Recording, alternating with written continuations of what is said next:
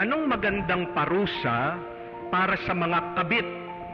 Ano kayang magandang gawin para sa mga makakati? Meron po kasing nagtatanong sa akin. Pinakita pa niya yung picture ng kabit ng asawa niya. Father, ito. Ipapatulpo ko na po ba? Ano po kaya yung pwede kong maikaso dito? Tulungan niyo po ako. Sumagot naman po ako, pare po ako Di naman po ako abogado, di naman po ako pulis. Kung tutulungan ko kayong idemanda yung babae, tutulungan ko kayo na maghanap ng parusa para dito sa kabit ng mister nyo. Baka nawawala yung pagkapari ko nun. Ang trabaho ko, ang mission ko bilang pari, ay yung maipaalala sa atin na tayo ay mabuti. Kung may magagawa pa tayo, magbago ang tao, much better. At tinanong ko po siya, bakit ba tinidemanda mo? Bakit pinapakulong mo? Sumagot naman po, gusto ko pong magiganti. Pero may follow-up question po ako. Kung gagawin mo ba yan, masasagot ba ang problema? Will that solve the problem? Is punishing somebody the real answer and solution to the problem? Kung maghahanap tayo ng parusa para sa mga kabit, meron. Ito, nabasa po natin sa Ebanghelyo. Sa batas ng mga Hudyo, pag nahuli ka, babatuhin ka hanggang mamatay ka. Death by stoning. At pinapayagan ng ating Panginoong Jesucristo. Pwede, batuhin niyo siya. Pero, merong kondisyon ng ating Panginoon. Narinig niyo po ba? Pwede niyong batuhin, pwede niyong patayin, pwede niyong parusahan, pero dapat yung mambabato, yung mamamarusa, walang kasalanan. May nambato ba? May namarusa? Wala. Narinig natin sa Ebanghelyo, isa-isa, umalis daw, nahiya, nag-umpisa sa pinakamatanda. Anong ibig sabihin? Yung pinakamatanda, yung mga matatanda, sila yung pinakamaraming kasalanan. Amen? Sino po yung mga matatanda na dito? Taas ang kamay. Ayaw magtaas ng kamay. Pwede naman. Kaya lang siguraduhin mo, wala kang kasalanan. Gusto nilang parusahan itong babaeng nakiapid. Sila. May kasalanan din sila. Sinasabi ng ating Panginoon, kung gagawin niyo yan, dapat gawin din natin sa inyo.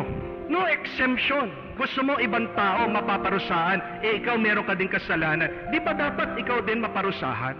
Dapat pantay-pantay. Everything in equal.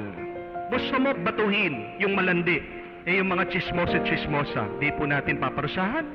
Anong magandang parusa sa mga chismosa? Kandado natin yung bibig niya. Yung mga tamad, ano kaya magandang parusa sa mga tamad? Tali kaya natin sa maandar na jeep para naman gumalaw-galaw. Doon sa mga nangungupit, di natin paparusahan? Putulin natin ng konti yung mga taliri nila. Di po ba?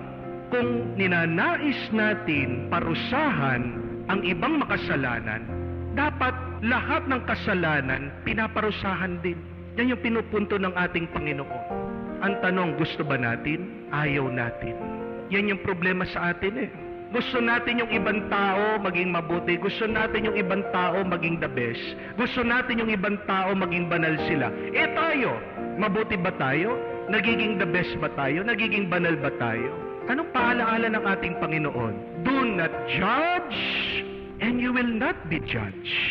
Do not condemn, and you will not be condemned. Pero nagiging ugali natin. Naghuhusga tayo, naghahatol tayo, pero ayaw nating husgahan, ayaw nating hatulan. Di ba sinasabi ng ating Panginoon, kung ano ang iyong binigay, yan din ang iyong tatanggapin. Babalik din sa iyo yan. Pwede. Kaya lang, ang tanong, handa ka ba pag ikaw na ang paparusahan?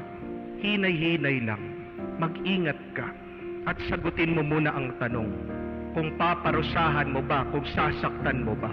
Masasagot ba ang problema? What is the answer? What is the solution to solve the problem of our life, the problem of this world? Is it really punishment? Is it really inflicting pain to others? It is not. Hindi.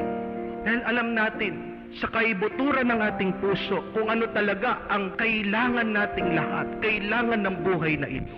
Ano po? Grasya, awa, at bendisyon. This is the solution. This is the answer. This is our longing. Grace, mercy, and blessing. Yan ang pagkakaiba ng tatlong yon. What is the difference of grace, mercy, and blessing? Ito po. Ang grasya ay yung nakakatanggap tayo ng mabuting bagay kahit na hindi tayo karapat-dapat. Grace is receiving something good even if you are unworthy. You do not deserve it. Ang awa ay yung hindi ka nakakatanggap ng masama kahit na karapat-dapat kang parusahan. That is mercy. Being spared from a bad thing even if you deserve it. At bendisyon, yan yung pag tumatanggap ka ng grasya at awa, umaapaw, sobra-sobra. That is what a blessing is. Receiving both abundantly. Tingnan niyo po ang buhay natin. Tingnan mo ang buhay mo. Di ba palagi merong grasya? Hindi ka makarapat dapat nakakatanggap ka. Ini-enjoy mo. Tingnan mo ang buhay mo. Nakakatanggap ka ng awa. Dapat maparusahan ka. Dapat magkasakit ka. Pero tingnan mo, hindi pinapabayaan ng Diyos na magtagal ang sakit at pagdurusa sa iyo. Mercy. And every day, as we wake up, God is blessing us with both. Yan ang mundo na gusto ng ating Panginoon. Pero ano ang nasa puso ng tao? Paghuhusga, paghahatol. And do you want to live in a world full of judgment, full of condemnation, full of inflicting pain and suffering to others? Ang hirap na po ng buhay. Huwag na natin pahirapan ang ating sarili at huwag na natin pahirapan ang ibang tao. Amen? Mahirap ng buhay. At ang buhay, napakabilis lang. Life is so short. Ang bilis na lang ng buhay, inuubos mo pa sa paghuhusga, paghahatol, at paghahanap ng parusa sa iba. Let's wake up.